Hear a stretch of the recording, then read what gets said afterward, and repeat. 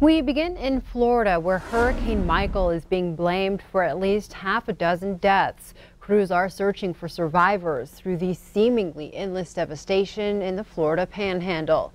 FEMA says Mexico Beach was ground zero, where hundreds of homes and businesses were flattened. The storm is moving up the East Coast this morning after bringing major floods to the Carolinas through Virginia. Montana Red Cross has deployed 5 Montanans and their regional disaster officer to Tallahassee, where she will head the operation of a disaster shelter. Closer to home, a house fire is under investigation on the Billings South Side. The fire at 11 Jackson Street was called in at 10:32 last night. Damages are estimated at $20,000. Deputy Fire Marshal Tyrone Morgan says one room was damaged by the fire, while the rest of the house has smoke damage. No injuries were reported and no one was inside the home when the fire started. Authorities in Yellowstone National Park have recovered a body from the Gallatin River along Highway 191. The body was found on Wednesday afternoon. The person, whose name has not been released, was a 29-year-old man from Big Sky who was reported missing on Sunday evening. His vehicle was found abandoned on Saturday morning. There's no word on how the man died. Yellowstone National Park is leading the investigation. 2 highly publicized missing persons cases in Billings in recent weeks have people across the community asking, how do police decide what constitutes a person as missing and what does not? We asked Billings police what guidelines officers follow when family and friends ask to report a missing person. Lieutenant Brandon Woolley says the person's age, their mental capacity, medical conditions, and if they disappeared under suspicious circumstances or a natural disaster are all taken into consideration.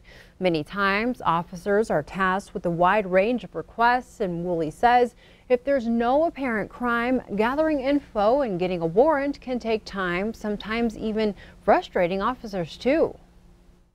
Just because they're not listed as a missing person doesn't mean that officers wouldn't be doing follow-up or collecting information or doing some type of furtherance of an investigation. Oftentimes, these start off as welfare complaints for checks, and it's what the officer does or what ends up finding out throughout the course of the investigation, and that might take days or weeks. And when a missing persons case is filed, that information goes into a nationwide database. Now in Muscle County, the undersheriff who is running for sheriff has been cleared after complaints were filed with the Montana Commissioner of Political Practices. 2 women claim Sean Lesnick campaigned while on duty and in uniform and harassed county employees about election yard signs. Lesnick says the complaints are false and were an attempt to defame his character. After a misconduct complaint was filed by the Muscle County attorney, it was reviewed by the Yellowstone County Attorney's Office, and Lesnick was cleared of any wrongdoing. Lesnick faces write-in candidate Ronnie Burns in the November 6th election. An exclusive response Lesnick wrote for Q2 can be found on our website. On the campaign trail, President Donald Trump announces plans for another trip to Montana. The president will head deep into Democratic territory with a stop in Missoula on Thursday, October 18th, to campaign for GOP Senate hopeful Matt Rosendale. So far, that's the only information the White House is releasing on the visit. It was just over a month ago, September 6th, that Trump was here in Billings to campaign for Rosendale. And back in July, the president held a similar rally in Great Falls. Just days after UN Ambassador Nikki Haley announced her departure plans from President Trump's cabinet, her potential replacements include a familiar name. Fox News reports the president has narrowed his choice down to 5 people. Among those on the list, former Deputy Security Advisor Dina Powell and Interior Secretary Ryan Zinke. The president is planning a meeting with the former Montana representative. According to sources, Zinke says he's interested and wants the job. A large land purchase could change the face of the Magic City's South Side neighborhood in the coming years.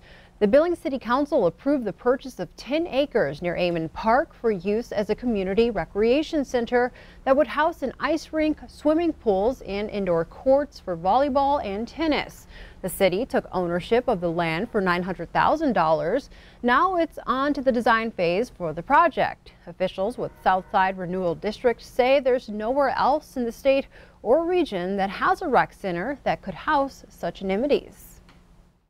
And if you really want to take a regional perspective, you have to go as far as Sioux Falls, Spokane on the west, and Denver to the south to find any sort of package that puts all of them together.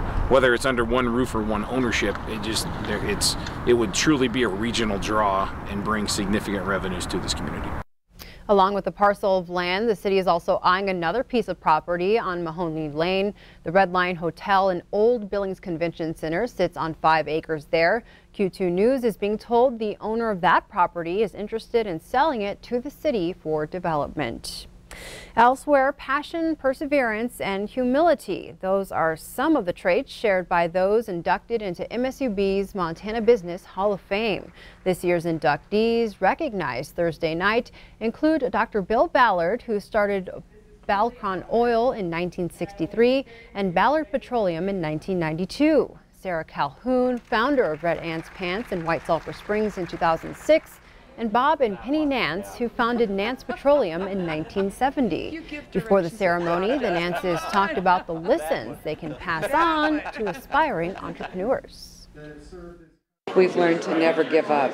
If you have a passion, you know where you're going or where you want to go, you can fall down, but you can always get back up and succeed. And we've been so blessed and fortunate that we feel it's an honor for us to give back to the community. Well, I think Penny hit it when she said, don't ever give up, don't ever stop. Just, if you've got a goal, you can be whatever you want to be if you decide you want to be it.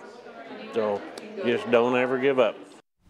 The Hall of Fame banquet raises money for scholarships for MSUB students.